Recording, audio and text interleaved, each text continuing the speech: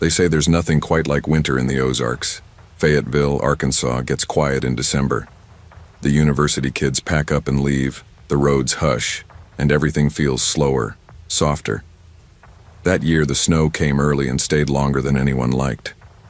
I remember the silence, the heavy kind that settles over your chest and makes you think too much. It was winter break, and I was 16. Too old to believe in ghosts, too young to understand how real they can be. Not the kind with sheets or rattling chains, but the kind with old faces, bad history, and doors you thought you'd locked years ago. That Friday night I was at Natalie Henderson's house, a blue-painted two-story at 619 North Hill Avenue. Her place had character, the kind you'd describe as charming if you didn't live there. Drafty windows, stairs that creaked like they had something to say, and walls that kept secrets even better than the people inside. Natalie and I weren't best friends, not really. I was new to town, still figuring out which hallways not to linger in at school, still being whispered about because my mom had moved us after a messy divorce. Natalie had been nice to me in that effortless way pretty girls are when they're bored and looking to feel generous, but I didn't mind. I needed someone. By 9, we were on the floor of her room with face masks drying and a bag of Totino's pizza rolls getting cold between us. We were scrolling TikTok, laughing too loudly at the dumbest videos, when her phone buzzed. Natalie went pale the second she saw the name. "Everything okay?" I asked. She didn't answer right away, just stared at the screen like it might reach out and bite her. Then she turned it to show me. Jonah Henderson. The message. "I'm nearby. I just need a place to crash. Don't tell Mom." She gave a little nervous laugh, like she was trying to pass it off. "Not supposed to be around." "It's my brother. He's kind of..." "What do you mean, not supposed to be?" "He got kicked out last year. Things got bad." I didn't ask for details. I could feel them in the air. The kind of tension you recognize if you've ever lived in a house where you avoid the wrong tone of voice, where someone's anger is always a heartbeat away. "I'm not gonna reply," she said quickly, setting the phone down.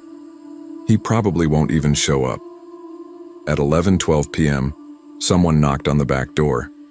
We both looked at each other, every molecule in that room going stiff.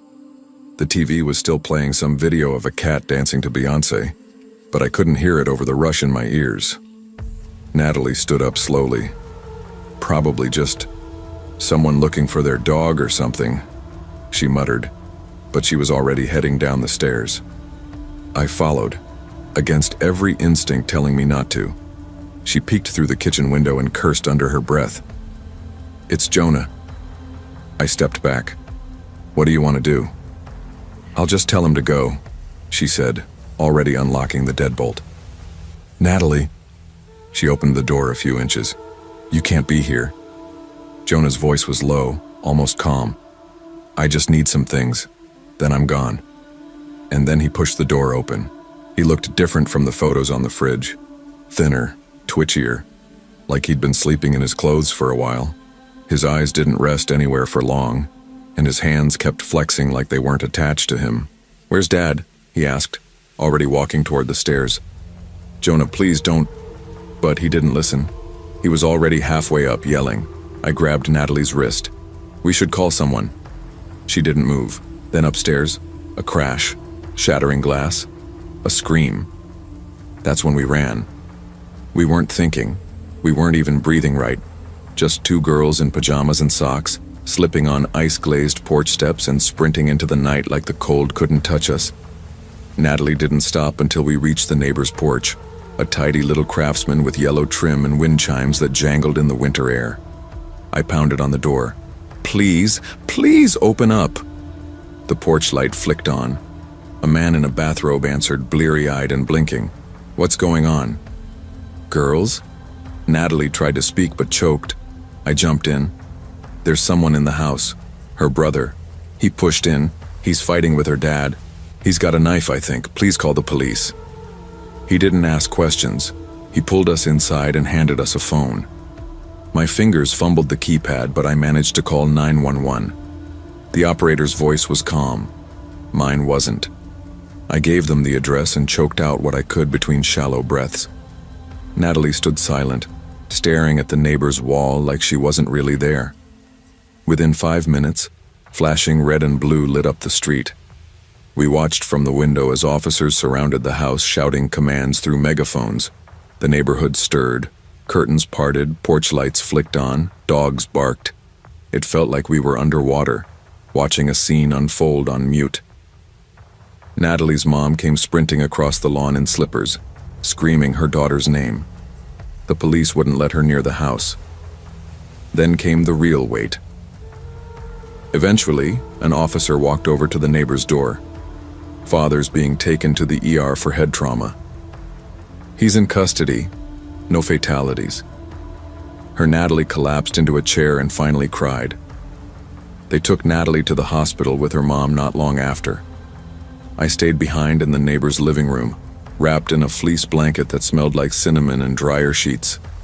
My mom showed up around 1 a.m., wide-eyed and breathless, after the police called her. I remember the way her hands shook when she touched my face like she needed to be sure I was really there. I didn't tell her the whole thing. I couldn't. Not yet. The next day, everything was different. School was still out, but word spread faster than snow melts in March. People talked. Even though nobody had the full story, it didn't stop the rumors. Some said Jonah had been homeless living in his car. Others whispered about drugs, about abuse, about years of secrets bubbling over. The official line was vague. A domestic disturbance involving a mentally unstable family member. But the truth lived in the pauses, in the way people looked at Natalie after. When I went to visit her a few days later, the house was different too, quieter. Her dad was still in the hospital with a fractured skull and a broken arm. Her mom was upstairs packing a bag to bring him clean clothes. Natalie sat on the living room couch, knees drawn to her chest, staring at the TV. The volume was off. The house still smelled faintly of blood and pine cleaner. "Hey," I said gently, sitting next to her. She nodded, but didn't smile. "You okay?" She didn't answer right away. Then she whispered. It wasn't the first time. I turned to her. "What do you mean?" Jonah used to snap. He'd hit walls, yell, but it was always behind closed doors. My parents kept saying he just needed time, that he'd grow out of it. Her voice broke a little. I used to believe them. We sat in silence for a while. Later, she told me she blamed herself for opening the door. But the truth is, what else do you do when your brother knocks? And he used to be the one who made you peanut butter sandwiches and taught you how to ride a bike. How do you say no to someone who shares your face in family photos? That night rewrote everything for her. And for me. Weeks passed. Winter deepened. Natalie stopped replying to texts. She didn't come to school when classes started up again. Rumor was she transferred. Something about wanting a fresh start. I couldn't blame her. But the silence stung more than I expected. We'd survived something terrible together. That used to mean something. I kept thinking back to the moment before it all changed. The warm room, pizza rolls on paper towels, our legs tangled in blankets while we laughed at dumb videos. How do you go from that to running barefoot in the snow with your heart slamming in your ears?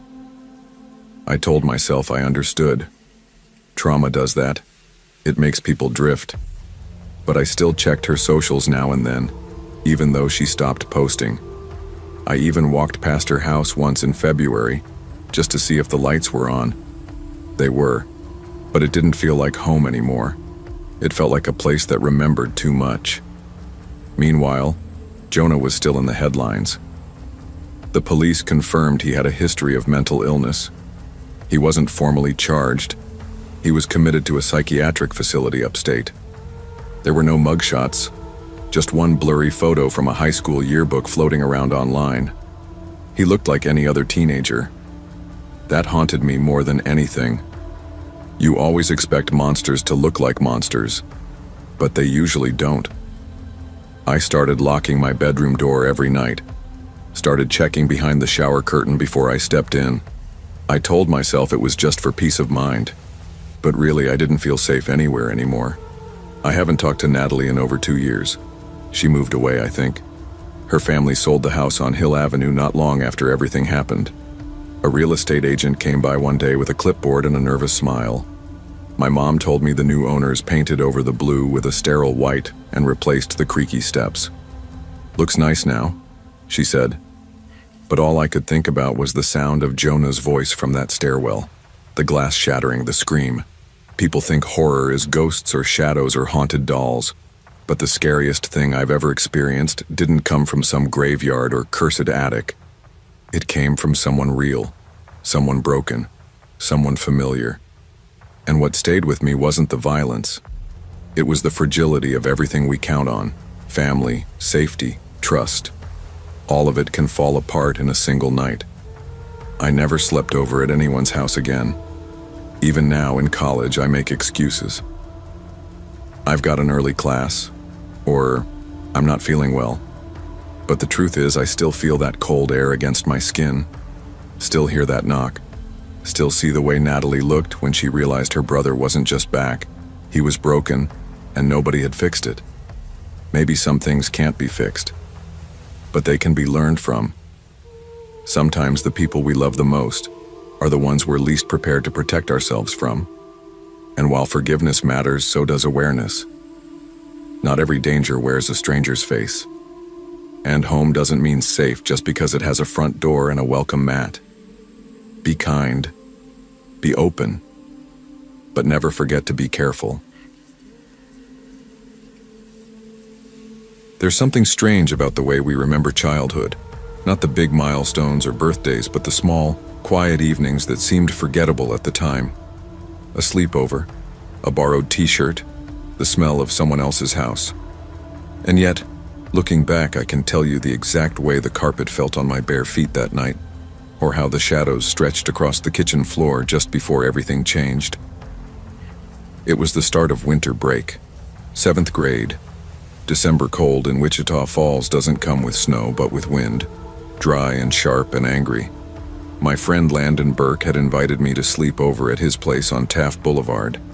He was the kind of kid who didn't talk much, but made you feel okay just being around him. His quiet was comfortable, never awkward. Landon's parents had split just that fall. His dad moved across town, and his mom, Candace, was doing everything she could to keep things normal. I didn't know the details, but I didn't have to. You could feel it in the way she hovered around us more than most moms, or how she always had something to prove in her smile. When I got there, she greeted me with a warm hug and a fake laugh. "Order whatever you boys want, okay? No bedtime tonight, go crazy." She tossed her phone onto the couch like we were grown-ups and walked off toward the kitchen with a glass of wine in her hand. We spent the first few hours the way middle schoolers do. Pizza from Marco's, Call of Duty, dumb jokes about girls we didn't actually talk to. It was easy in the way it's supposed to be when you're 12 and don't know how fragile that feeling is. Around 9:30, Landon went to grab more snacks. I wandered down the hall looking for the bathroom, but what I found instead stopped me cold. Candace was in the kitchen with a man I didn't recognize. He was older, maybe mid-40s, in a faded denim jacket and worn-out boots. I could smell the cigarettes on him from the hallway. They were standing too close, talking too low. Not quite kissing, but definitely not just talking. He saw me. Our eyes met. I mumbled something like, "Sorry," and turned away fast, retreating back to the living room like it never happened. When Landon came back with a bowl of popcorn, I didn't say anything. I just kept my eyes on the TV. But later, I overheard him ask his mom, "Is that guy staying the night again?" Her voice snapped sharp like a whip. "He's just a friend. Don't start." Landon didn't say another word. That was the moment the air shifted. I couldn't have known what was coming, but I felt the weight of something pressing down. Something unspoken and angry that didn't belong in a house full of video games and half-eaten pizza crusts. Something was about to break. Landon got quiet after that. Real quiet. We both kind of stopped trying to have fun. We still played video games, but neither of us really laughed. He lay on his side, texting someone under the blanket. I didn't ask who. I just watched the clock glow red in the dark.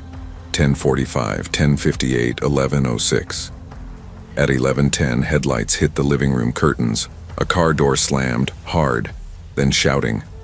I sat up. What the hell was that? Landon was already scrambling toward the window. I followed. It was his dad. He was standing in the driveway, shouting Candace's name like it was a curse. His fists were clenched, chest heaving, like every ounce of him was held together by rage. Stay here, Landon said, but I grabbed his arm.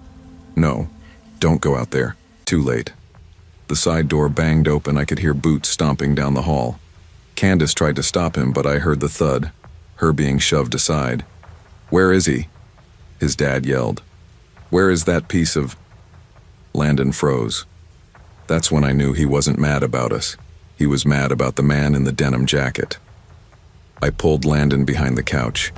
We crouched low, hearts hammering. Then, 3 sharp pops. Gunshots. Candace screamed. I felt Landon's breath catch beside me. We didn't move.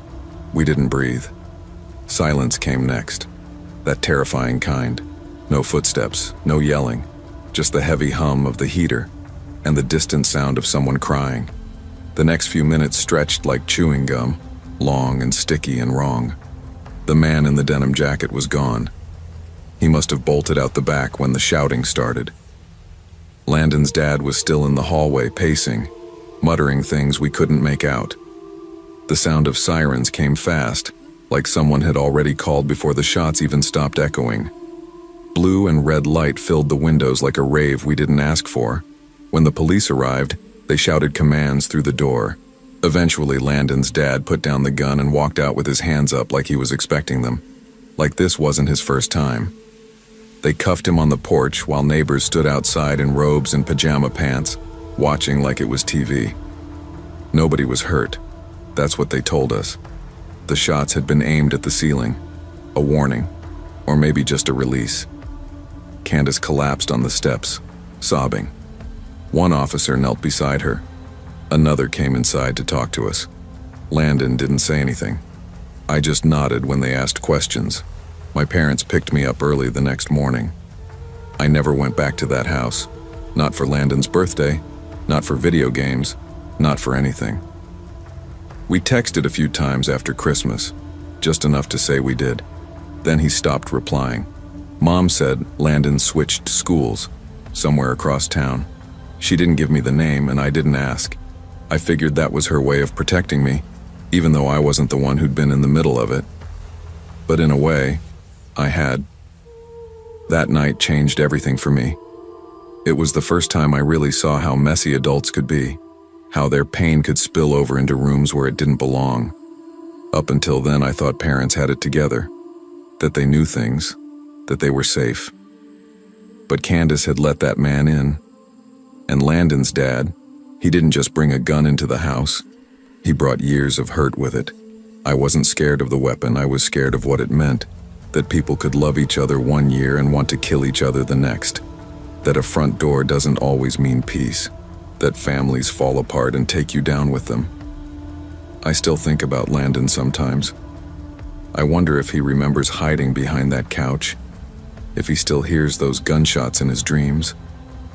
I wonder if he ever forgave either of them, his mom for lying, his dad for coming in with rage and bullets. I wonder if he ever learned to sleep through the night again. For me, sleepovers haven't felt the same since. Even now, years later, I still lock every door twice. I still flinch when I hear someone shout in the distance. People say you outgrow fear, that you move on. But some nights, when the wind howls outside and I'm lying awake at 3 a.m., I remember that crack in Landon's voice, the weight of his silence, and the truth that hit us both too early. Normal doesn't mean safe. Sometimes the scariest things don't come from outside the house. They come from the emotions adults never learn to control. And for kids caught in the middle, survival isn't about being brave. It's about realizing that sometimes love and danger share the same last name. I'd never been to a lake house before. That's the kind of sentence that sounds simple, almost innocent. But sometimes I wonder if that detail changed everything. If I'd known how still water could get at night, how deep quiet could feel in your bones, maybe I would have said no when Tyler invited me up for the weekend. But I didn't. I said yes. It was early spring break, just before the real heat started creeping in. My cousin Tyler and I were the same age, both 16, both in that weird place where we weren't kids anymore but not quite brave enough to admit we were scared of anything. His parents were away on some work retreat in Syracuse. They'd left him a stocked fridge, a landline that didn't work anymore, and full permission to have one friend over. I guess I was the safest bet. We got there Saturday morning, but nothing really started until Sunday night. The lake house sat on a quiet road called Lakeshore Drive, all the way down the bend where the trees grew thicker and cell signal turned into nothing. The house itself wasn't fancy, but it had big windows that looked out over the water and that kind of silence you only find in places far from grocery stores and stoplights. I remember walking in and thinking the house smelled like cedar and lake mud, kind of damp but clean, safe. By sunset, we'd already polished off half a bag of popcorn, taken turns yelling at Tyler's ancient Xbox, and opened a can of Sprite that exploded all over his hoodie. We were laughing. The dumb kind of laughing that only happens when there's nothing serious going on and no one around to judge you. I remember thinking how weirdly peaceful it felt. And then just after 8:40 there was a knock at the front door. We both froze. You don't get knocks out there. There's no one to knock. Tyler glanced at me, brows raised. You expecting someone? Yeah, I said dryly. I gave all my lake friends the address. He stood up and walked to the front window, peeled back the curtain. There was a girl standing on the porch. She looked maybe 14 with long, wet hair hanging around her face. She was wearing a windbreaker that looked too thin for the cold, and jeans that clung like they'd been soaked. I remember the way she stood, perfectly still, not shivering, not hugging herself, just waiting. I followed Tyler to the door, but I hung back. Something felt off. He cracked it open just enough to speak through. Hey, are you okay? My car broke down, the girl said. Her voice was small, almost robotic. Can I use your phone? Tyler looked back at me, shrugged a little. There's no service out here, no bars. She nodded. Can I come in and wait? That was when the hairs on the back of my neck stood up. Her voice didn't change. No urgency, no fear, just flat, rehearsed. No offense, I said, trying to sound gentle up the road. But we can't let strangers in. Maybe try the house. She stared at me for a long second, then stepped back. She didn't argue, didn't ask again. Just vanished into the dark, swallowed by the shadows between porch light and forest line. We shut the door, locked it. Tyler pulled the curtain aside again to peek. She's still out there, he whispered. But she's not alone. I moved beside him and looked. I didn't see the girl anymore. Just two tall figures standing near the edge of the trees, not moving, not saying anything, just there. And that's when it started. The feeling that something wasn't just outside, it was already watching us. We didn't speak for a few seconds after the girl vanished. Not really. Tyler kept the curtain slightly pulled, his eyes locked on the trees like he was trying to will the shadows to stay still. I leaned closer, squinting. I thought I saw movement just barely, like two shapes drifting just past the reach of the porch light. You saw that too, right? I asked, voice low. Tyler didn't look away. Yeah, not animals either. Too tall. I backed away from the window, suddenly aware of how exposed we were. The entire back wall was glass, beautiful during the day, terrifying now. All that space, all that dark. Anyone could be standing just beyond it, watching. I grabbed my phone from the counter. One bar. It flickered and vanished. Then came the words I didn't want to see. No service. Tyler tossed his phone on the couch in frustration. Wi-Fi up here. But nope. Nature time. This is why I told my parents we needed, do we have a landline? He shook his head. Them anyway.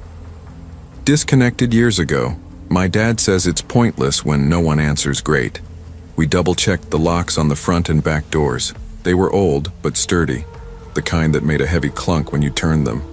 We even slid the deadbolt and wedged a wooden broom handle through the back slider for good measure. I'm not sure why we felt the need to do that. Just instinct. That's when we heard it. Faint at first. A scrape. Not on the front door. The side of the house. We looked at each other. Neither of us said it. We just moved, quiet, slow, toward the kitchen window that faced the narrow gravel path between the cabin and the woods. Nothing. Just black trees and wind moving through the branches. Then a second scrape. Louder. Closer. Tyler hissed through his teeth. I think someone's circling the house. I opened a drawer, fumbling for something, anything, and came up with a steak knife. Not exactly comforting, but better than nothing. Tyler grabbed a fire poker from beside the old wood stove. We stood there, back to back in the middle of the living room like we were waiting for something to break through the wall. And then it stopped. Silence. A thick, unnatural kind of silence. No footsteps. No voices. Just the faint hum of wind and water outside. I glanced at the clock on the microwave. 9:51 p.m., less than an hour since that girl knocked. We moved toward the stairs. Tyler motioned for me to follow him up. The second floor was mostly bedrooms and a small loft that overlooked the lake. If we had to hide or see what was going on from higher ground, that was the place to do it. Halfway up the stairs, I paused. There was something on the carpet. A wet footprint. Small. Bare. I pointed. Tyler turned pale. "That wasn't there earlier," he said. We reached the top, stepping carefully. Tyler's room was on the right, overlooking the driveway. I followed him in, heart pounding. We peeked out the front window. Nothing. Not even the girl. That should have been a relief, but it wasn't. "Okay," Tyler whispered, gripping the poker like it would actually help. "The doors again?" "What do we do if they try?" I didn't answer. Because at that moment, something happened that made my stomach drop. From downstairs, through the closed door came a soft, steady voice. Childlike. Off-key. A girl singing. "You should have let me in." We didn't breathe. We didn't blink. That voice, singing that awful little tune, rose just enough to cut through the silence, soft and wrong. Like it was made for a music box that hadn't been wound in years. Tyler mouthed the words. "What the hell is that?" I shook my head slowly, too afraid to speak. He stepped toward the bedroom door, quietly locking it, as if that would do anything. We both stood there, backs pressed to the far wall, our shadows shaking on the ceiling from the weak overhead bulb. "You should have let me in." It stopped, and that was worse than the singing. We waited. 10 seconds. 30. A full minute. Then came the sound of footsteps, slow, deliberate. Not from downstairs anymore. They were in the walls. The floor beneath us creaked, once, then again. Soft thuds like someone stepping barefoot down the hallway just outside Tyler's room. He mouthed again, "Bathroom, go." We moved together, grabbing the flashlight from his nightstand and my phone, even though I knew it still had no service. The upstairs bathroom was small but had no windows, only one door, and it locked. Tyler stepped in first, then pulled me in and shut it tight behind us. The air in that bathroom was thick with the scent of old shampoo and mildew. I sat on the floor and wrapped my arms around my knees while Tyler stood near the door, holding that fire poker like it was Excalibur. We stayed like that for over an hour. No sounds, no footsteps, just the occasional gust of wind rattling the cabin. Around 11:30 p.m., I dozed off. Not because I wasn't scared, my body had just hit the wall. My brain flickered out like a light bulb burning too long. I woke up to something brushing my shoulder. Tyler, whispering. Someone's in the house again. I blinked the sleep out of my eyes. The flashlight was still on, glowing faintly, casting just enough light to see Tyler's face pale as paper. Then I heard it too. Not singing this time. Breathing. Right outside the door. The breathing stopped after 30 seconds. But 30 seconds of someone standing silently outside a locked door, breathing just loud enough for you to hear it, that's long enough to change how your brain processes fear. Tyler reached down slowly, gripping the doorknob. "What are you doing?" I whispered. "I'm checking if they're still there." "Are you insane?" "I need to know." He cracked the door, just an inch, barely enough to peek. Empty hallway, no shadows, no breathing, no footsteps running away. He stepped into the hall. I followed. We crept back into his bedroom, where the window still faced the front yard. He opened the curtain just slightly, the flashlight's glow bouncing off the glass. No one there. But something new was. Scrawled across the porch in big looping letters, drawn in red chalk like from a schoolyard, were 4 words. "You were smart this time." The flashlight trembled in Tyler's hand. I whispered, "Is that chalk yours?" He shook his head. "I haven't had chalk since I was 10. We watched the front yard for 20 more minutes. Nothing moved. No more figures, no girl, no strangers in the trees. Just the lake, still and black under the moonlight. Tyler slumped onto his bed. "I don't think they ever left." "What do you mean?" He looked up at me. "I think they were always here. We didn't leave the bathroom again that night. Not really. We made one last sweep of the cabin, checked every window, every lock, and then barricaded the bedroom door with the dresser and Tyler's desk. We curled up on the floor and kept the flashlight between us like it could keep whatever was out there away. I don't remember falling asleep, but I must have. Because when I opened my eyes, morning light was bleeding through the window and birds were chirping like nothing had happened. Tyler was already up, standing by the front door with the fire poker still clutched in his hand. I stepped outside slowly, half expecting the chalk message to be gone. It wasn't. The words were still there, smudged a little by the early dew, but unmistakable. "You were smart this time." We walked the perimeter of the house. No footprints, no sign of forced entry, not even broken branches. The police showed up an hour later after Tyler finally drove us into town to use a store's landline. They searched the house, every room, every crawl space. Found nothing. But the attic, that's where things got worse. There was a back corner behind a plywood panel covered with insulation. Inside, they found an empty sleeping bag, candy wrappers, a dirty cup, and a pile of clothes that didn't belong to anyone in Tyler's family. No DNA match, no fingerprints, no sign of a break-in. They said whoever it was might have been living in the walls or attic for weeks, maybe months, watching, waiting. The scariest part wasn't that someone tried to get in. It's that someone had never left. We never went back to that lake house. Tyler's family sold it later that year. They told people it was just too isolated, too quiet, the kind of place where storms cut you off from the world. But I know the real reason. It wasn't the storm. It wasn't the woods. It was that voice, that knock, that girl with the flat voice and the too still posture. It was knowing that someone knew we were alone, that someone rehearsed a lie so calmly, so perfectly, hoping we'd just open the door and invite them in. And what haunts me the most is the message. You were smart this time. Because that means there was going to be a next time. And maybe next time, we wouldn't be. Sometimes the scariest threats aren't the loud ones breaking in. They're the quiet ones already inside, learning your patterns, waiting for the right night to knock. Trust your instincts, and never ignore the stillness between sounds. That's when they move.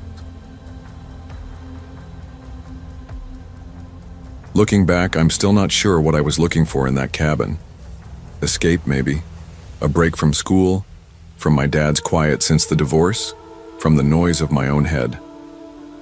So when my friend Andrew invited me to spend fall break at his grandparents' lakeside cabin on Long Ridge Trail, I didn't hesitate. 7th grade carried its own kind of pressure, and being home that last weekend before winter break didn't feel like relief. It felt like a waiting room. But in that last week of October, the Duluth woods were pure escape.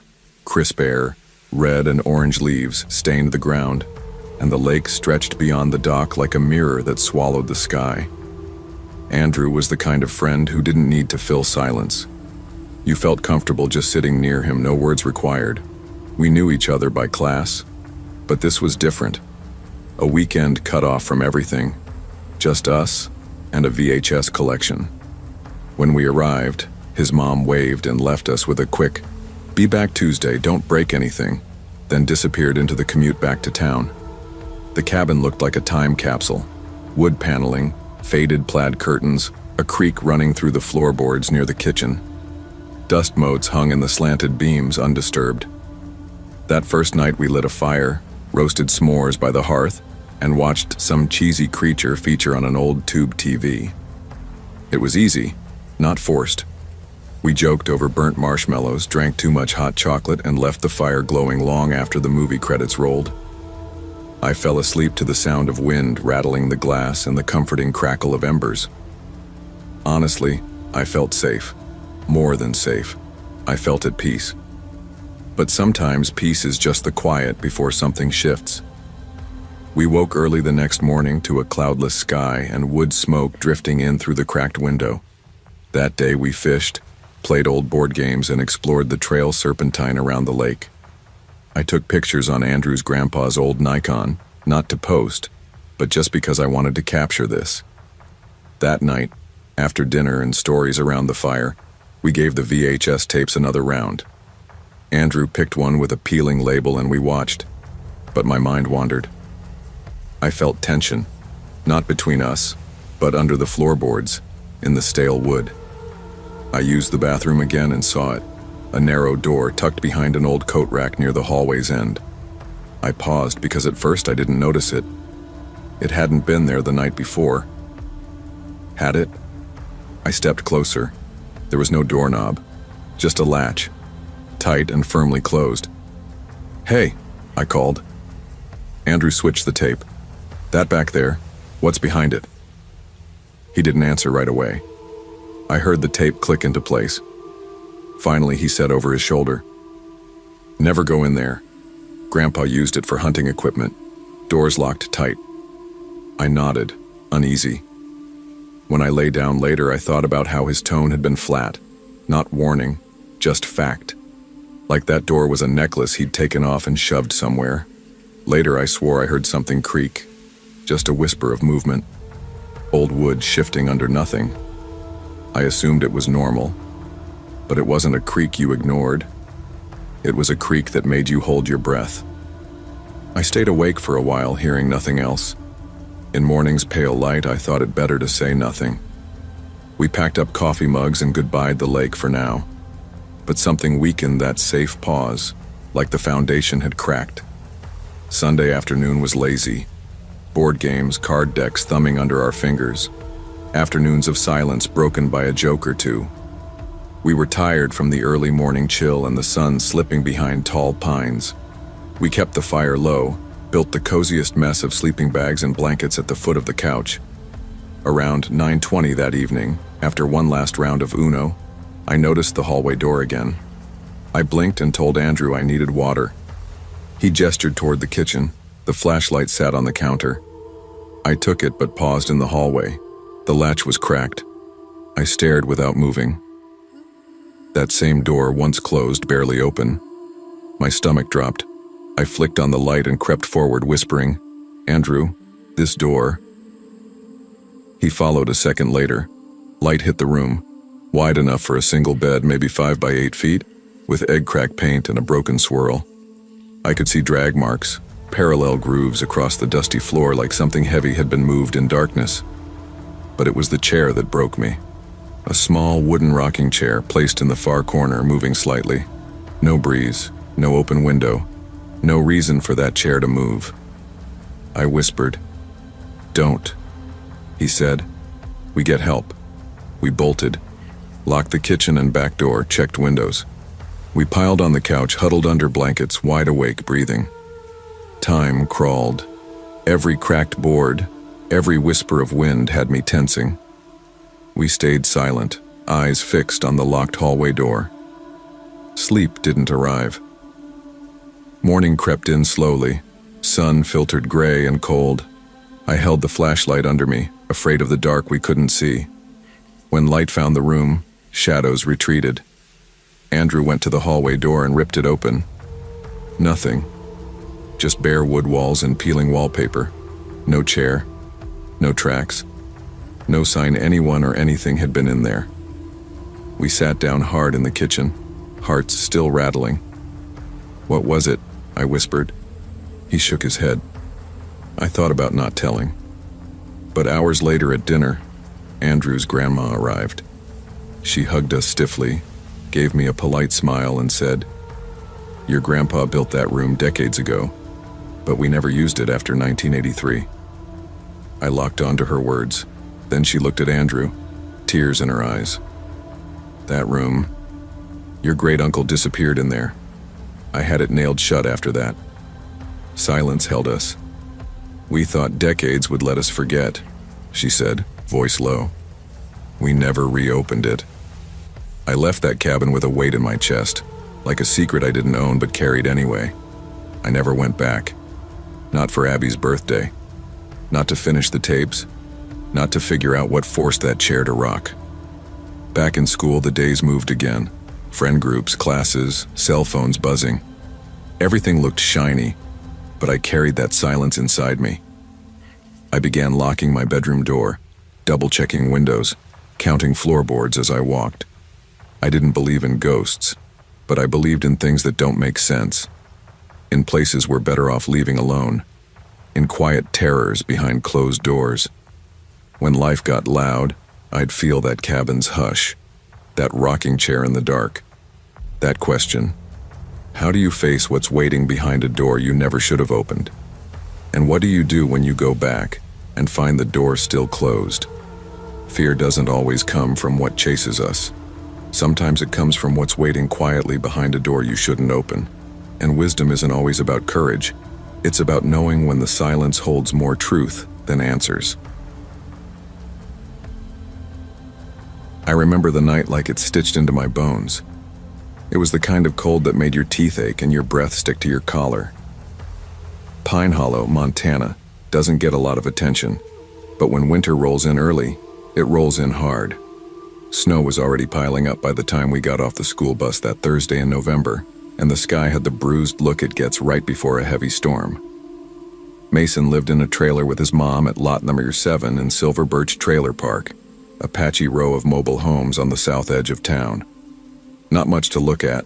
Chain-link fences, crooked satellite dishes, plastic lawn chairs half buried in snow. But compared to my place, it was paradise. His mom made real dinners, not the kind you microwave and eat with a plastic fork. She smiled when she talked, and she didn't flinch when people raised their voices. Mason and I had only been hanging out for a couple weeks. We'd been paired up for a project in social studies, and he was the first kid who didn't seem to care that I wore the same hoodie 3 days in a row. When he invited me to crash at his place for a sleepover, I told him yeah before he even finished asking. That night after dinner, we built a couch cushion fort in the living room. His mom even helped us drape a blanket over the top. She made cocoa and popcorn and let us pick the movie. It felt so weird to be somewhere that didn't smell like old beer and motor oil. We watched Back to the Future on VHS, played Go Fish with bent cards, and passed an old pair of earbuds back and forth, listening to classic rock Mason had pirated off LimeWire. By 10:30, Mason was out cold, curled up on the mattress with a throw blanket. I couldn't sleep. I never really could in other people's houses. My body always stayed alert, like it was waiting for something to go wrong. I stayed up watching the static from the old TV flicker in the dark, feeling almost safe. That was until I heard the knock. 3 soft taps, slow, measured, familiar. It was the kind of knock that didn't belong. Not at that hour, not in that quiet. I sat up slowly, heart hammering like a trapped bird in my chest. It came from the front door, just beyond the sheet we'd hung for our fort. I waited. Nothing followed. No voice, no footsteps, no jiggling of the knob. Just silence. I knew that rhythm. I'd heard it 1,000 times before. Always at night, always followed by the sound of keys hitting the floor, the scrape of boots being kicked off, and then shouting. My dad had a way of knocking that never seemed like a request to come in. It was a warning. I stood up, pushed the blanket aside, and tiptoed to the small living room window. I pulled the curtain back just enough to peek out. Snow, wind, empty steps. No one was there.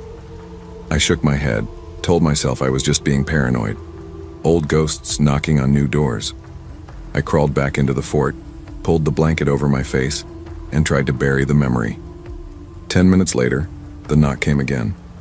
This time it was at the back door. "Mason," I whispered, shaking his shoulder. "Wake up, man. Someone's outside." He blinked at me, groggy. "What?" "There's someone out there." They knocked again. He sat up, rubbing his eyes. "Did you see anyone?" "No, but it was the same knock. First the front, now the back." His mom was still awake in her room. When we told her, she grabbed a flashlight and checked both doors. The snow was falling heavier now, but she didn't see anyone. "Probably the wind," she said, then gave Mason a hug and told us to get some sleep. She wasn't lying to us, just doing what parents do. Protect first, believe later. When she went back to bed, I walked over to the back door. My skin went cold. There in the snow, just a few feet from the steps, were prints. Bare footprints. No shoes. Just toes and heels pressed into the powder. "Someone's messing with us," Mason said. I couldn't answer. I didn't have the words for what I was feeling. I didn't sleep. I just laid there, ears tuned to every creak and gust outside. At around 3 a.m. I heard something. Not footsteps, not knocking, a scraping. Like nails or maybe branches dragging against the trailer siding. I clenched my fists under the blanket. Every part of me screamed to wake Mason again, but I didn't move. Maybe it'd go away if I stayed still enough. Maybe it wouldn't notice me. Then, whispering. Not words. Just sound. Like breath behind a door. I pulled the blanket over my head and whispered to myself over and over, no matter what. Don't open the door. I thought about my dad. The nights when I'd hide under my bed, his drunken rants echoing down the hallway. My mom always said, "Don't draw attention, he'll calm down." But he never did. He'd knock. Same rhythm. Always 3 times. Not rushed, not angry, just final. That knock had followed me here, or maybe it never left. Around 5 a.m., I finally drifted into a kind of half-sleep. I was still wrapped tight in the blanket, Mason snoring softly a few feet away. The trailer creaked like it was trying to stretch after a long night. When the sun started to rise, everything looked softer, lighter, like the danger had passed. But when we stepped outside that morning, the snow told a different story. There were more footprints now, long smears in the snow, like someone had slipped or crawled. They led from the woods behind the trailer straight to the back steps. The bare feet were red in the middle, the color of frozen blood. Whoever had been out there didn't come from a neighbor's house. They came from the trees. Mason's mom called the cops. 2 deputies showed up around 9 a.m., both bundled in tan jackets, coffee steaming in their hands.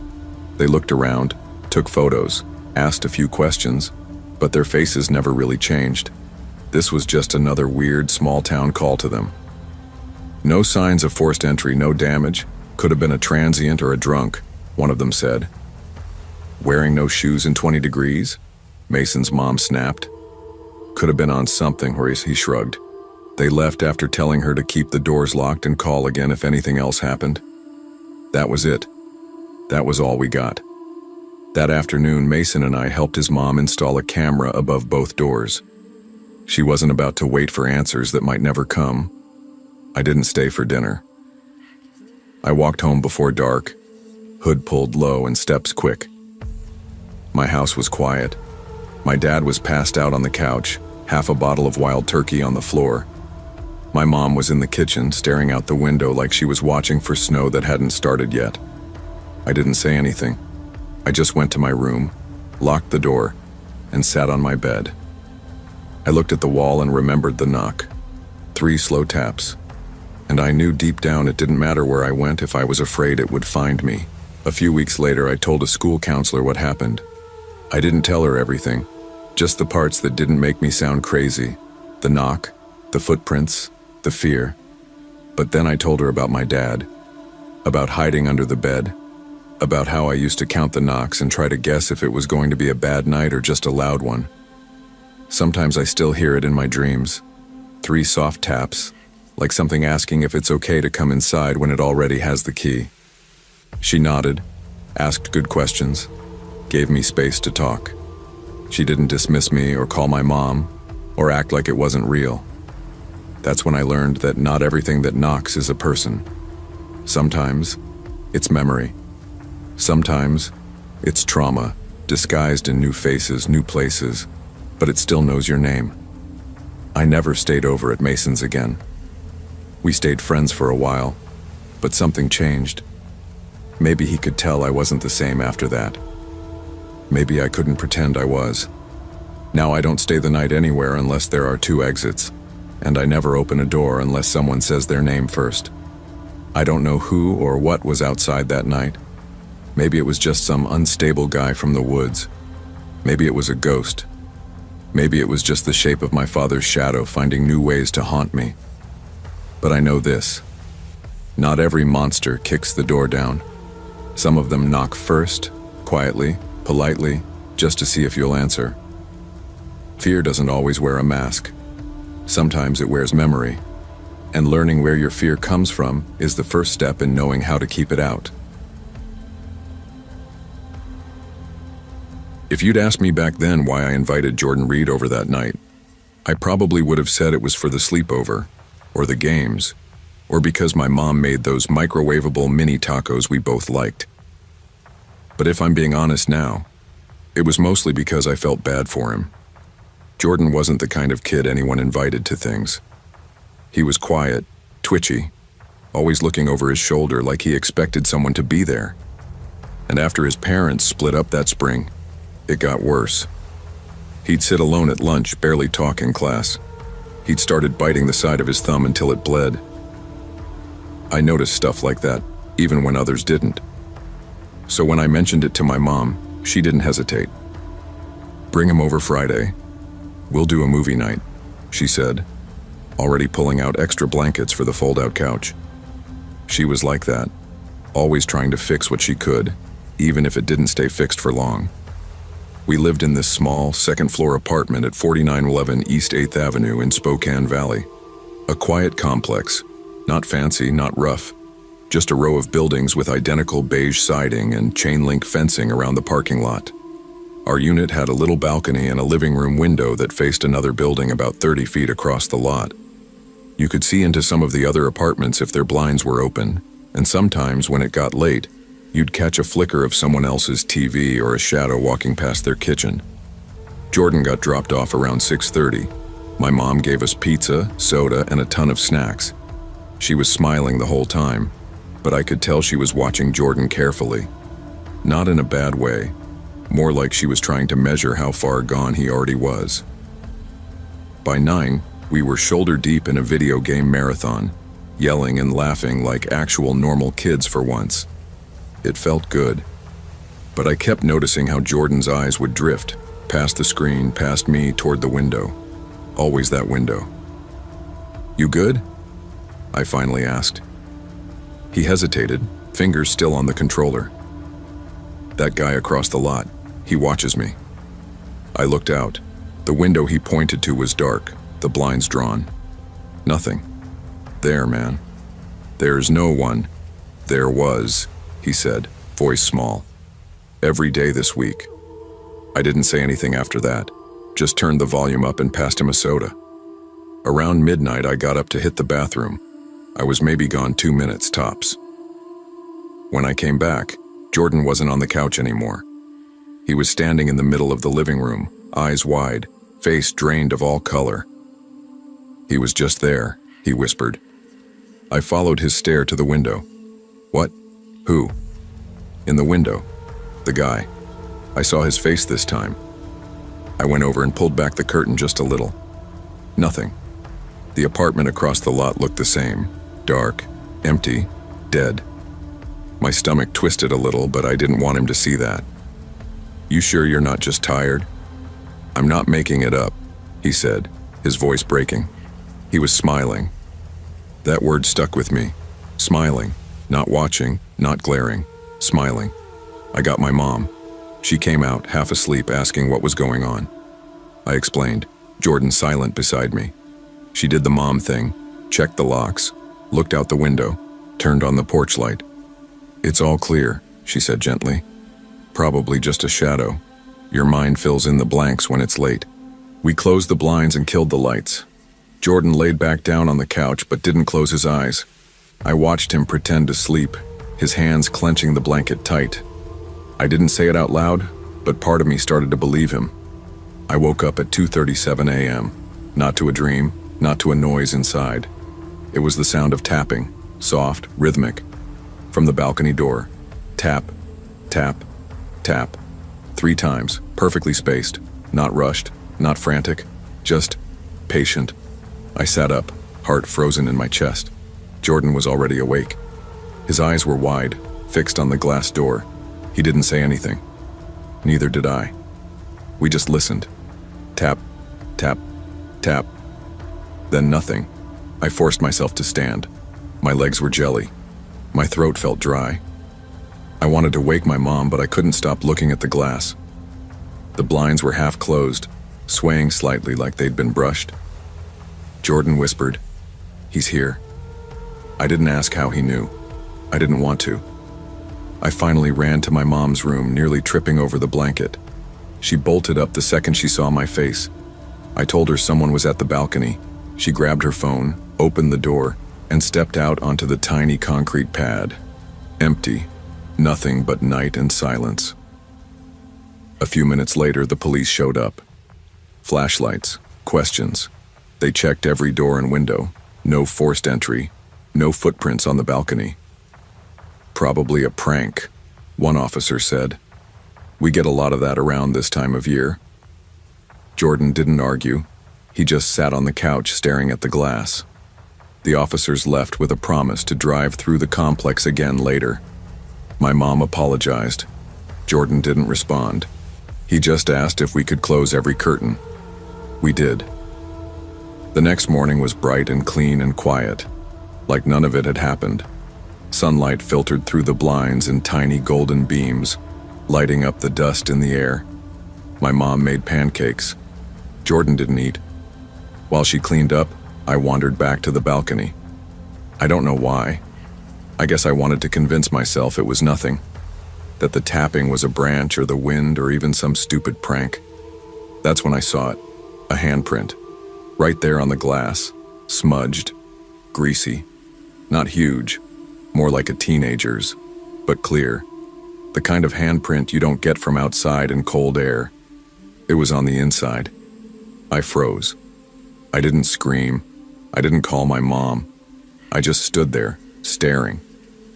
Because in that moment, I understood something I hadn't the night before. Jordan hadn't brought fear with him.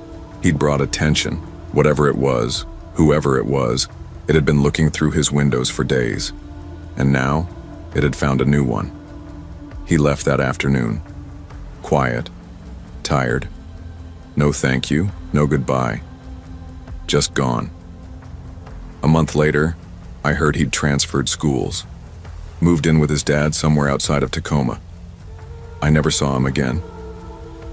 I still live in Spokane Valley. We moved to a different apartment when I started high school, but not far from that place.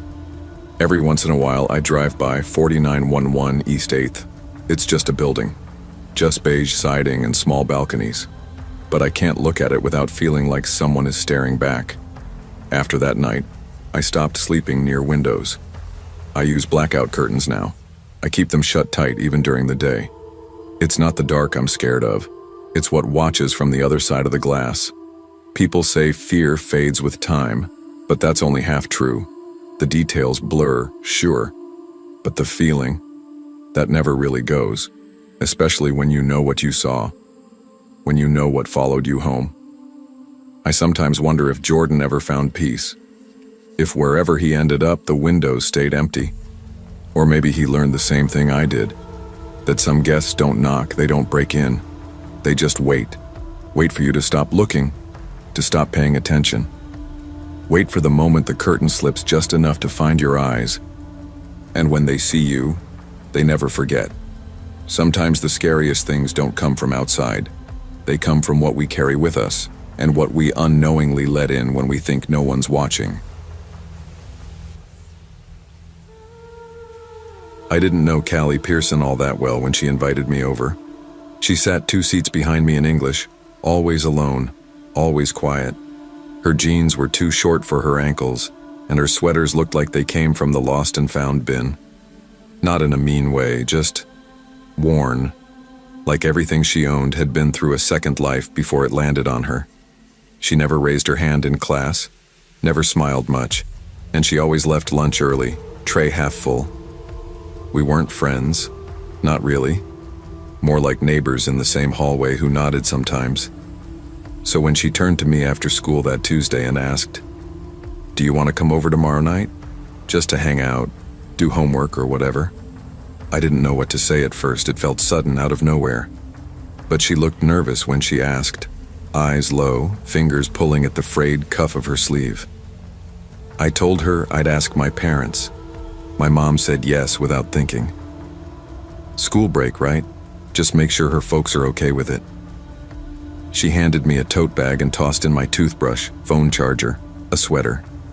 When we pulled off Highway 9 onto Riverbend Road the next evening, the light was already fading. The farther we drove, the quieter it got. No gas stations, no traffic, just flat land and the silhouette of a rusted grain silo in the distance. The Pearson farmhouse sat alone at the end of a dirt drive. White paint peeled from the siding. One of the shutters hung crooked, clapping softly in the wind.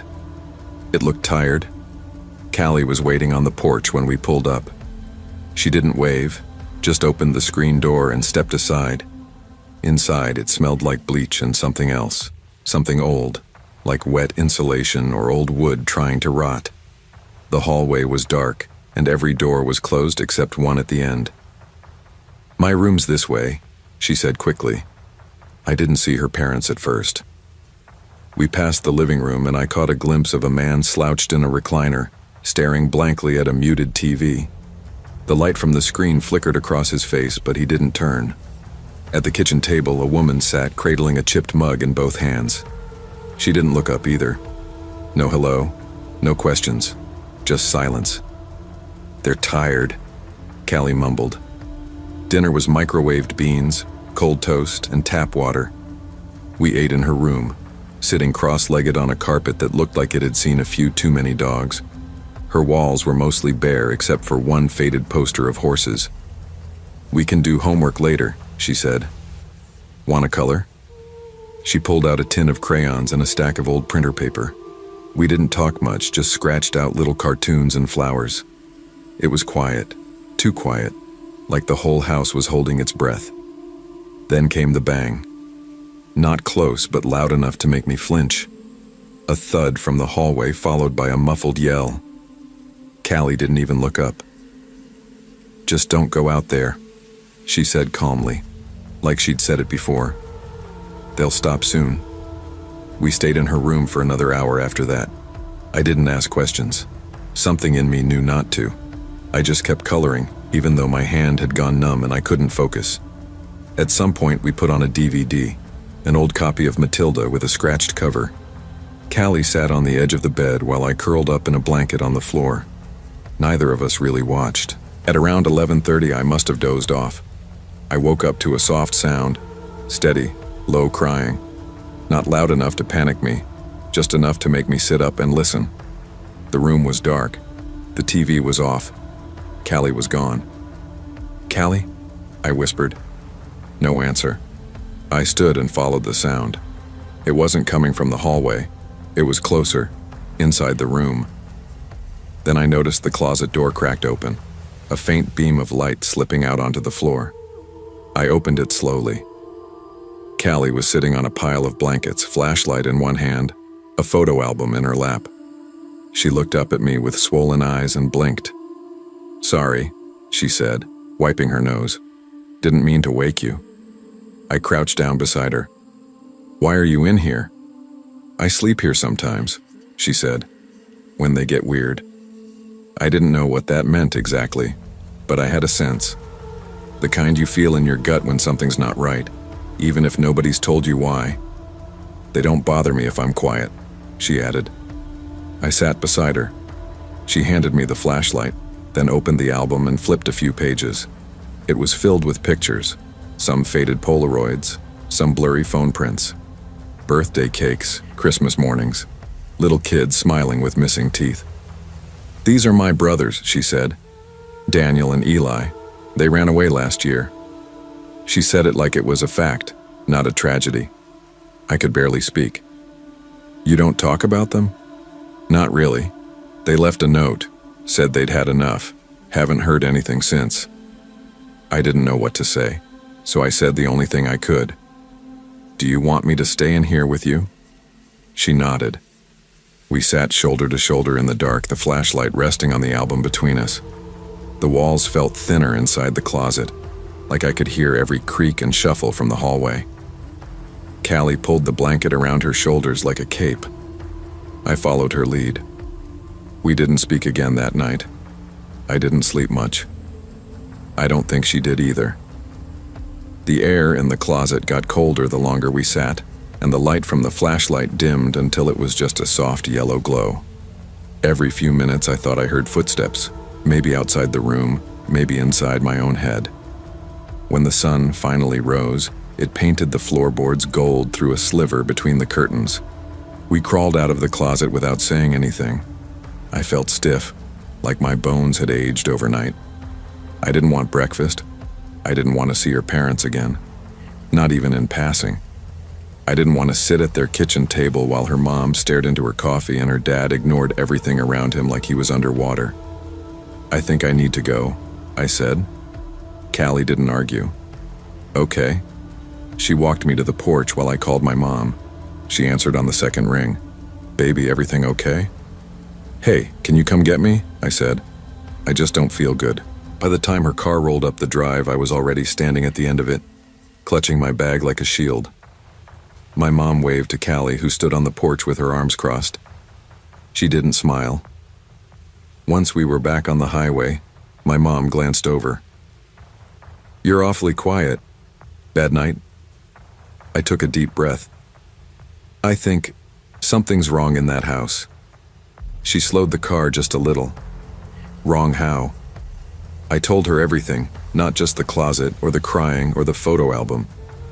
I told her about the yelling in the hallway, about the microwave beans for dinner, about the way Callie's dad never blinked.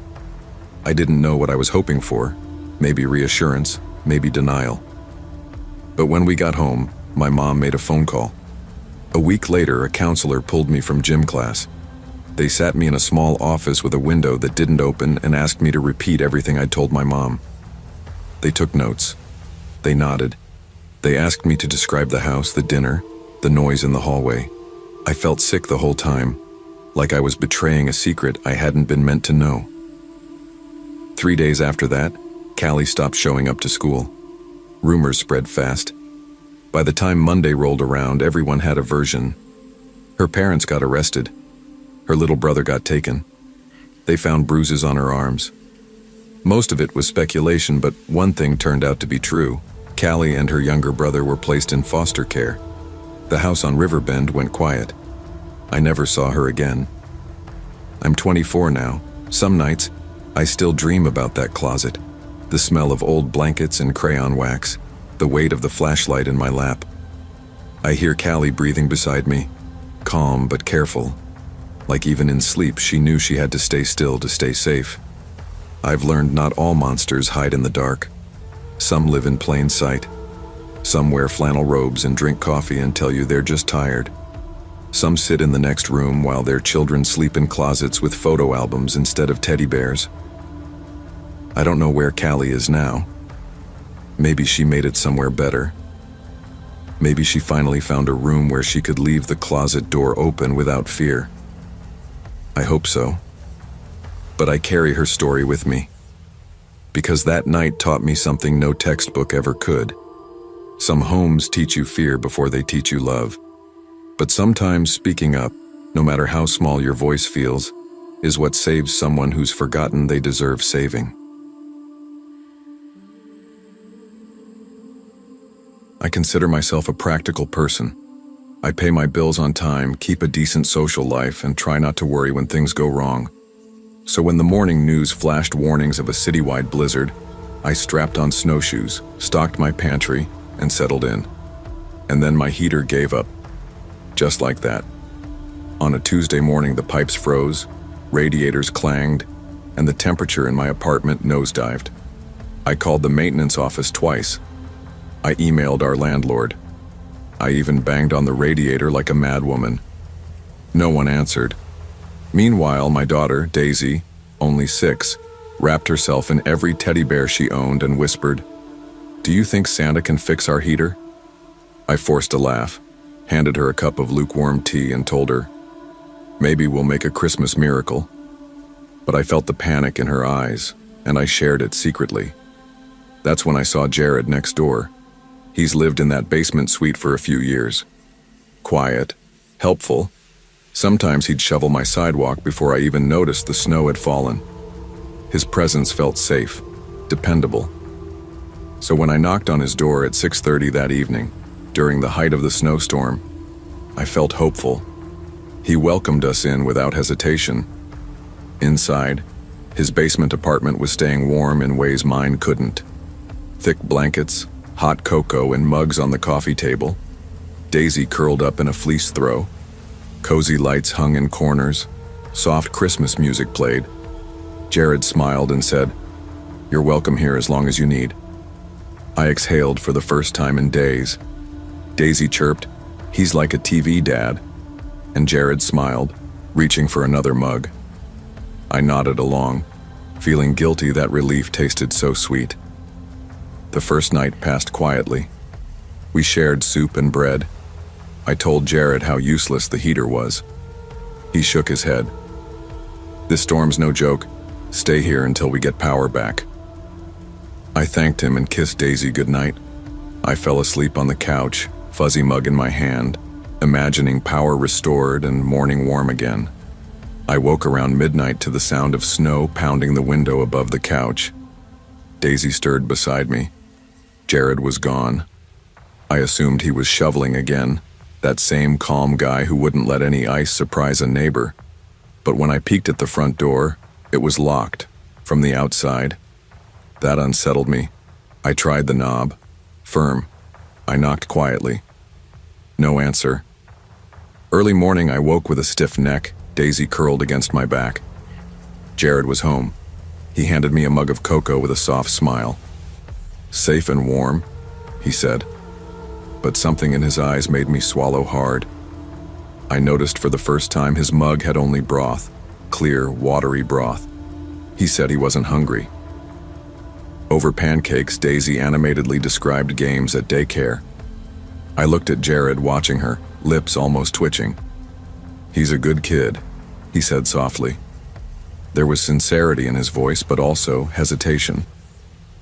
I started keeping an eye on the paper bags Jared brought home. He made individual portions for me and for Daisy, but not for himself. He stirred broth slowly while we ate. I blamed fatigue. We were in a storm, rations maybe. But late that night, as we brought our mugs to the sink, I caught a glimpse of scribbles on one bag, half-erased words, small notes. Safety, pure, clean. I brushed it off. That night we shared blankets. I forced a story, something cheery. Daisy listened, her eyes fluttering shut. Then Jared hummed, a soft lullaby I didn't recognize. It drifted from the dark corner where he stood, humming, watching Daisy sleep. I froze, unsure if I breathed. He stepped back and whispered, "Shh, it's okay." I closed my eyes and heard the tune in my head long after sleep. Day 3 dawned dim and cold. We'd lost power completely. I busied myself cleaning. I needed something to remove the cloying tension. As I rearranged the cushions, my hand grazed something behind the couch. It was a small notebook with a frayed spine. I pulled it out. Inside, handwriting spilled over the pages. Paranoid rants, apocalyptic theories, maps of the neighborhood with arrows pointing at houses, warnings about infection and purification. And what caught my breath? Underlined phrases next to Daisy's name. Pure, innocent, excluded, special. My heart stopped. I stared at the page.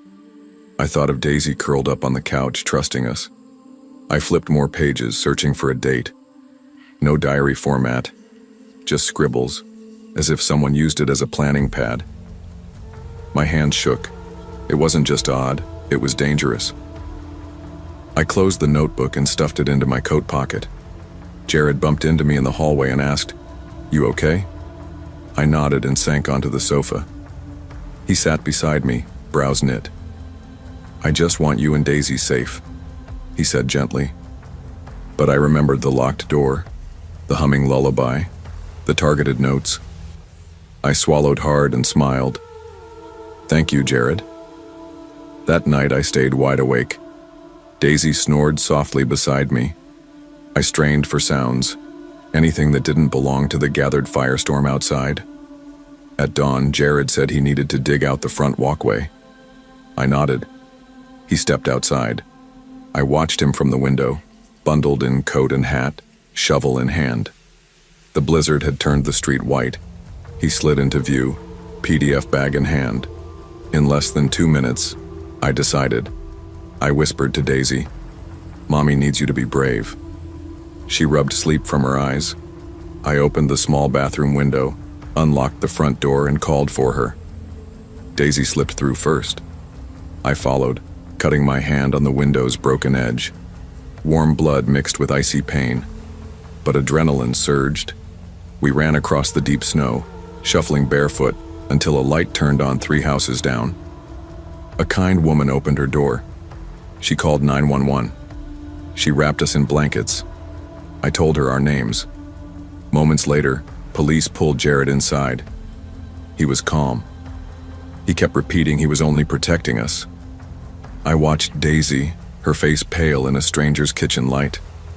We sat and waited as the storm eased. In the following hours, the freezer in Jared's apartment revealed the truth. Sealed meat packages, unlabeled, frozen. Notes listing cleansing, infection zones, pure supplies.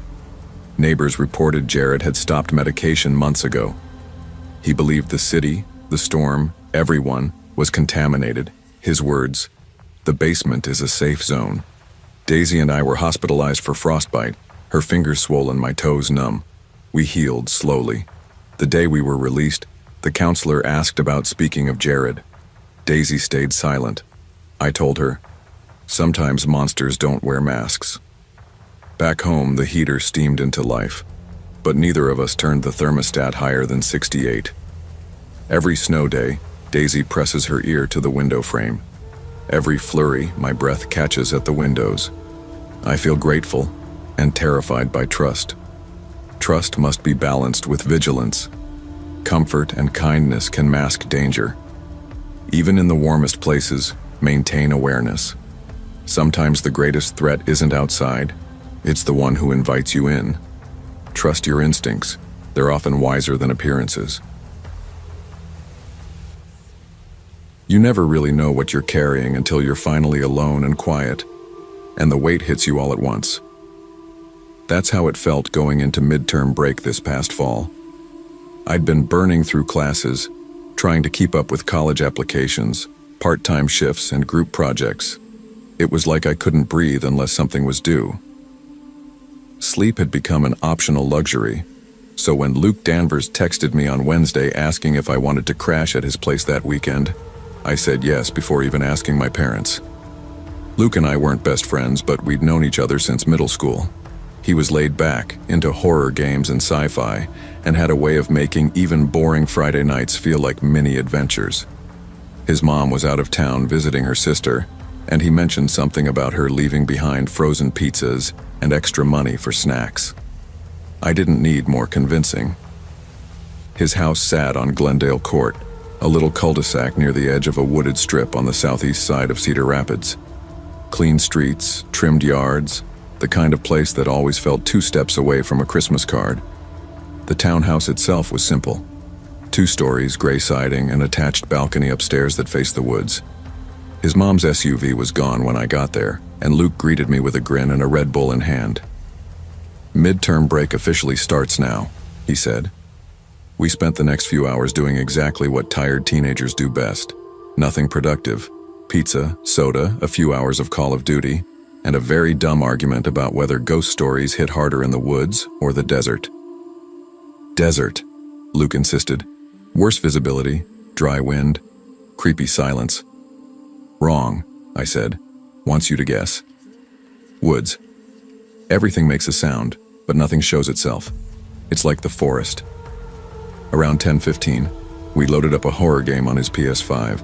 Something atmospheric, full of static-filled corridors and flickering lights. It was fun at first. Jump scares, cheap shrieks. But something about the house itself started to feel too quiet. Like the game was echoing into the real world. The storm windows creaked against the wind. The power didn't flicker, but I caught myself turning the hallway light on whenever I left the room. We were both jittery, half laughing, half exhausted. Luke paused the game and said, "Be the first to scream if something actually happens." "Bet you'll," I smirked. "Only if you're the second." By midnight, we'd given up on the game and sprawled out in the living room with blankets and chips. Luke had the couch. I had the floor near the sliding balcony doors. He dozed off before me, snoring lightly under a hoodie.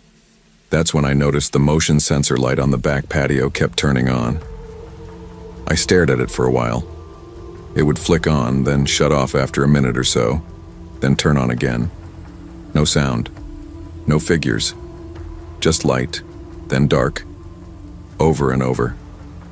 I got up and peered out, expecting a raccoon or even a squirrel. But there was nothing. When I told Luke about it, he mumbled from under his blanket, "Light's super sensitive." Probably just a critter. That I didn't buy it. I went back to the floor, curled tighter into the blanket. The clock read 1:42 a.m. I remember because I looked at it just before I stood to grab chips from the kitchen. I never made it there. Halfway across the room, I froze. There was a sound. Not loud, but distinct. Whistling. A soft, slow tune. Childlike. Like something you'd hear in an old cartoon or a lullaby. Just 5 or 6 notes. Then a pause. Then again.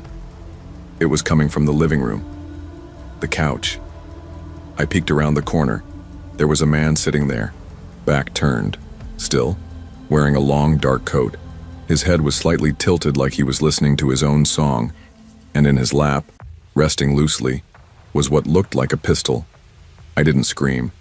I didn't move. I whispered, "Luke." It came out as a gasp. Luke jolted awake to the sound of my voice.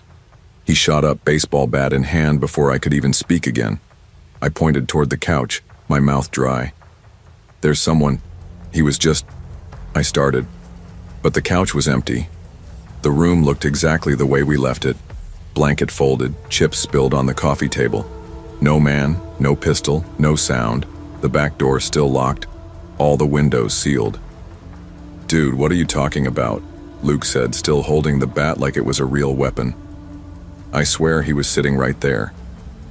He looked at me like I'd lost it. "Was it a dream? You fell asleep for a bit."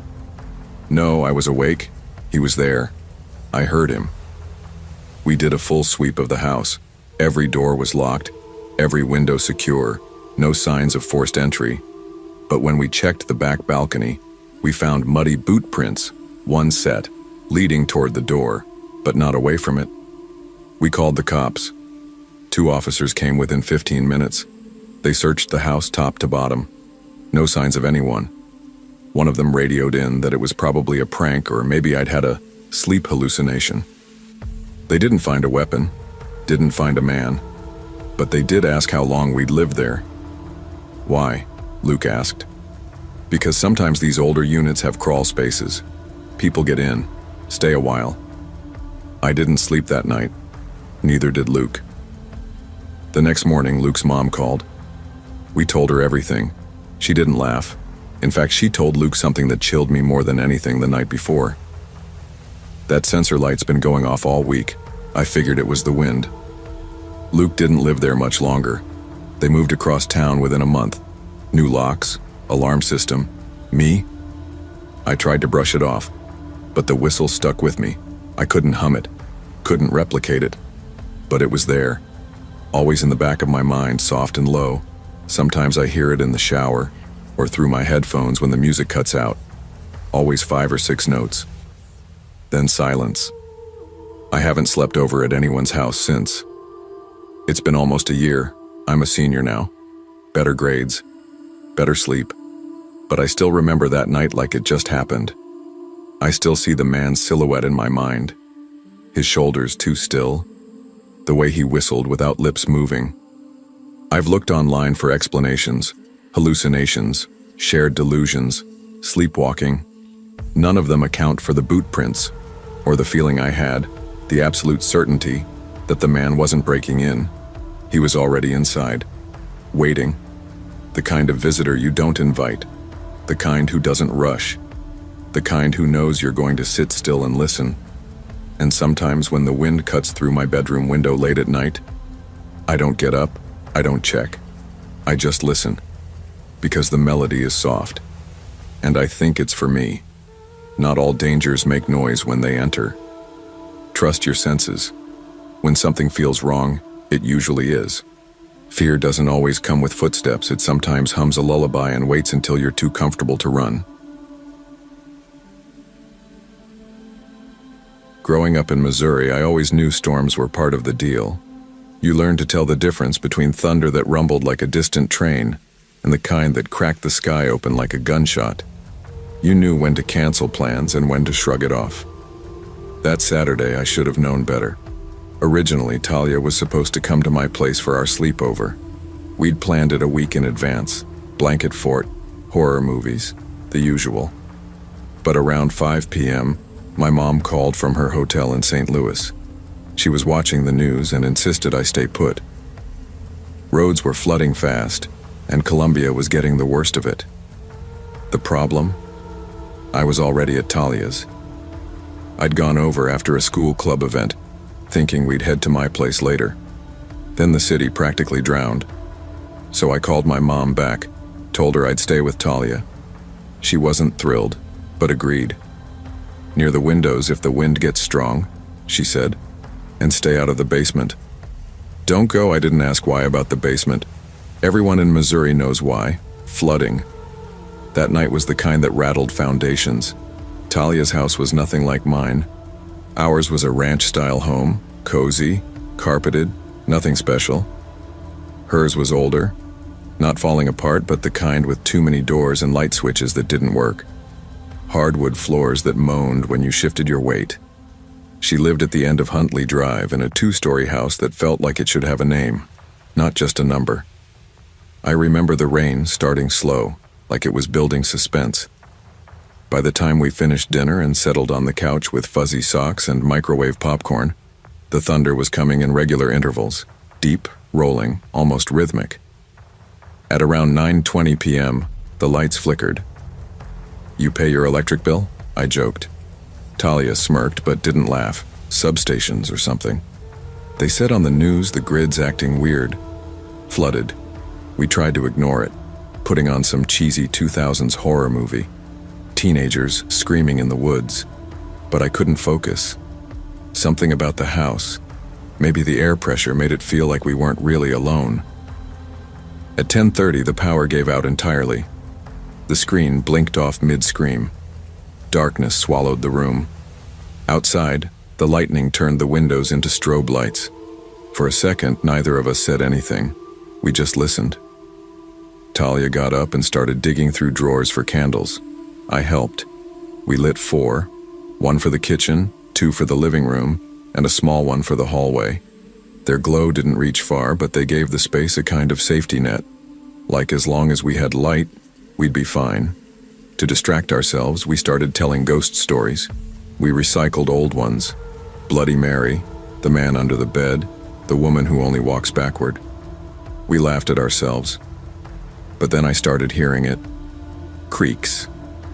Not from the wind, not from the floor shifting. These were soft but steady. Above us. Footsteps. Long, dragging ones, like someone walking slowly to not wake a baby. "Talia," I said. She froze, candle in her hand. "I hear it too." "Is anyone else home?" She shook her head. "No. Mom and Dad are in Branson. Brothers at college." I didn't want to say what I was thinking. Someone was upstairs. Thunder cracked again, and the footsteps stopped. We looked at the ceiling like we could see through it. Then came the thud. Not a bang, not a crash, just a heavy footfall in the upstairs hallway. "This isn't the wind," she whispered. We didn't talk after that. We just moved.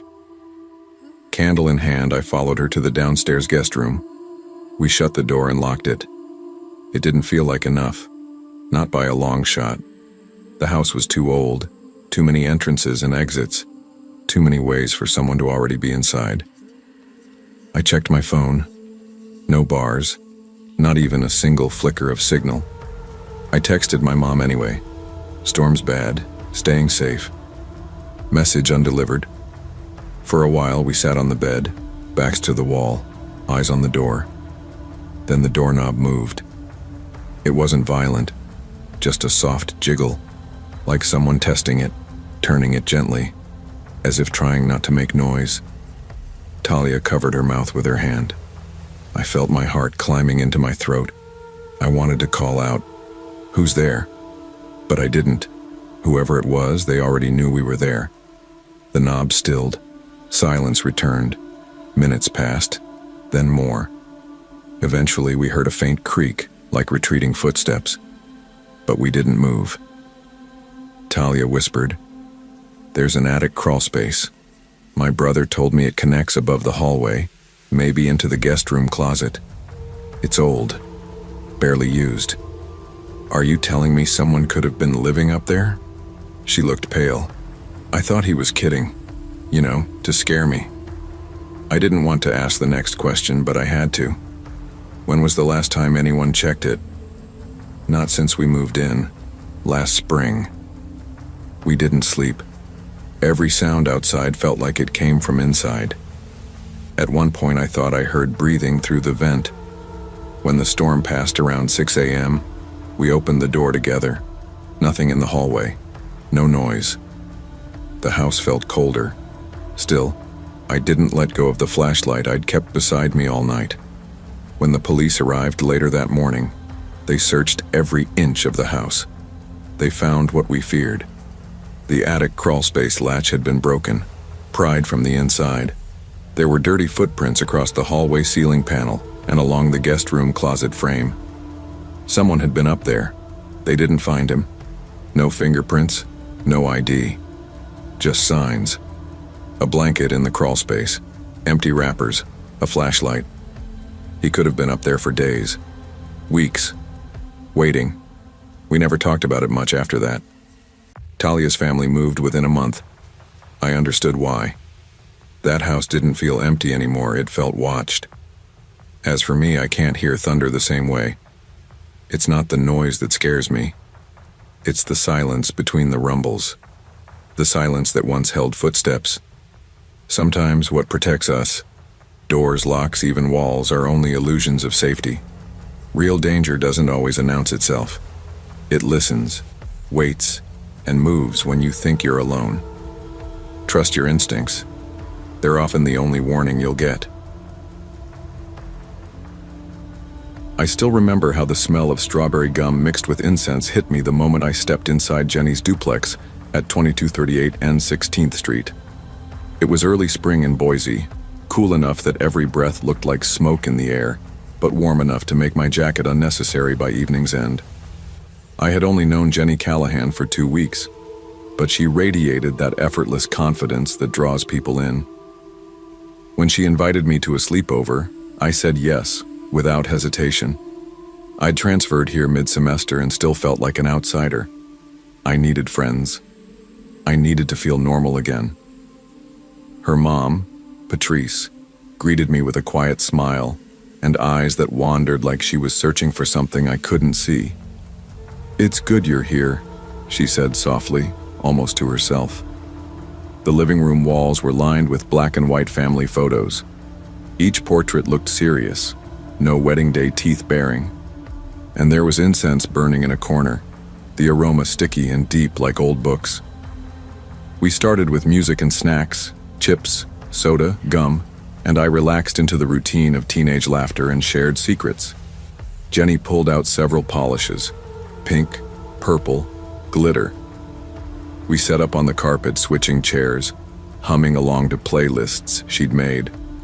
I'd almost forgotten how fun something so simple could feel after months of feeling out of place. But then, around 10 now, Patrice slipped into the room, trailing behind her a faint patter of whispering. She didn't say hello, just hovered. I felt a prickle. Jenny kept painting my nails and didn't invite her in. Patrice left as silently as she came. "Mom's into spiritual stuff," Jenny whispered. "Helps her stay calm or whatever." She offered me more gum, strawberry flavor. I snapped the package open, the smell so strong it made my head spin. That night, I didn't realize I was already watching. And I didn't know fear could come from silence until that silence was broken. At 10:45, I heard the first shift, a soft shuffle behind the couch. I glanced up and found Patrice standing in the corner, eyes half closed. She was muttering under her breath at the circle of lit candles surrounding a photo of a man I assumed was Jenny's dad. The candles flickered, casting tall, alive shadows on the walls. "You see him?" Patrice whispered, but I couldn't tell if she was asking Jenny or addressing someone unseen. Jenny's voice wobbled. "Mom, please, stop." But she didn't sound angry, just afraid. I didn't say anything. My nails felt wet and warm under the polish, and my seat suddenly felt off balance, like I might tip if I moved too fast. Patrice turned to me. Her eyes were wide, distant. "He's still in the house. He has not left." Jenny snapped, "Mom, shut up." She turned to me, mouth pinched. "Ignore her." And I did, until after midnight. I woke to humming. Quiet, steady, low in the hallway. I recognized it from church aisles, from old ladies in wheelchairs. I wondered if I'd dreamed it. But when I rolled over, I saw the glow of candlelight seeping under the bathroom door. I crept out. The hallway was dark, the carpet soft under my socks. At the far end, Patrice knelt. The photo of Jenny's father in front of her face. A butcher knife clutched in one hand, another stirring the air like a conductor. She whispered, "He wants Jenny to listen." Suddenly, I felt like I'd tumbled into a room with no walls. My throat closed. She didn't notice me retreating. And when I got to the bathroom, I locked the door and dialed 911 with shaking fingers. The hallway echoed with louder whispering, door frames shifting, and the scent of incense overwhelming the small space. I pressed the receiver to my ear, my voice thin as I told the operator what was happening. "Yes, ma'am. She thinks she can hear him. She's trying to make her daughter go into the closet." I held the phone so tight I thought it might crack. I dropped to the floor, sliding along the wall, breathing slow. The glass shattered. I heard footsteps on the other side. Patrice's voice cracked through the door. "Jenny, you need to go inside. You're the one he can touch." Fear and adrenaline raced. I said, "Officers are on the way." "Yes, ma'am, but hurry." Then the operator whispered. There was a crash behind me, a picture frame tossed against the wall, its black and white photo shattering. The incense flare sputtered out. The air turned heavy, thick with burning wood and terror. Moments later, voices outside. The door flew open and Patrice fell backward. Jenny stumbled behind her, wide-eyed and pale. Officers ran in, shouting commands about knives, breaking up the chaos. I followed the beam of a flashlight out and into the living room where glass and candles littered the floor. Jenny's doll lay face down in the center of the mess. arms outstretched. Patrice refused to calm. They carried her out. Jenny's ears were on fire trying to remember her real name. They shuffled her out barefoot, still yanking at the hem of her pajamas. Jenny held her head in shaking arms, staring. One officer took my statement. They helped me home. It was nearly dawn when my mom picked me up. I locked the car but stayed frozen until we passed Jenny's duplex. The next school day, the gossip started by lunchtime. I didn't run from it. I walked through the hallways and felt eyes burning, curious, pitying. My friends asked if I was okay. I answered in short sentences. My hands shook if I didn't hold something, a binder or a pen. Everything smelled like strawberry gum or incense, and I couldn't stand either. Counseling came next. I talked about fear, about sleeping in my own house again, about closing closets and locking bathroom doors from the inside. I still didn't trust first impressions, or strangers, even people I thought I knew. Jenny transferred to her aunt's house in Oregon. I never saw her again, but I still feel ashamed I didn't help more, that I didn't go with her, that the night our sleepover cracked open, I only thought of myself. Weeks later, I passed the duplex. Patrice's car was gone. The curtains were drawn. A new scent wafted out. I think it was fresh paint, or maybe just the wind clearing in the spring. Later, I learned from a school counselor that Patrice had untreated schizophrenia after her husband's sudden death. She believed his soul lingered, waiting to be appeased. And in that ecstasy of grief, real life, the thing you do to live, disappeared. I learned that mental illness doesn't always come with warnings. Sometimes it just waits in someone you trust. Years later, I still can't walk past a black and white photo hung without a frame. Can't smell strawberry gum without a sudden twist in my chest. Can't be in someone else's home too long. I don't sleep over anymore. But I learned something that night. I learned that families don't need ghosts to be haunted. Sometimes the scariest thing isn't in a closet. It's in someone's mind, and in the parts of their grief that no one helps them face. Haunting doesn't only come from spirits or old houses. It sometimes lives in sorrow, in silence, in untreated grief. Listen to the quiet. Notice the closed doors. Some doors shouldn't be opened alone. And the real strength is in reaching out before the shadows break in.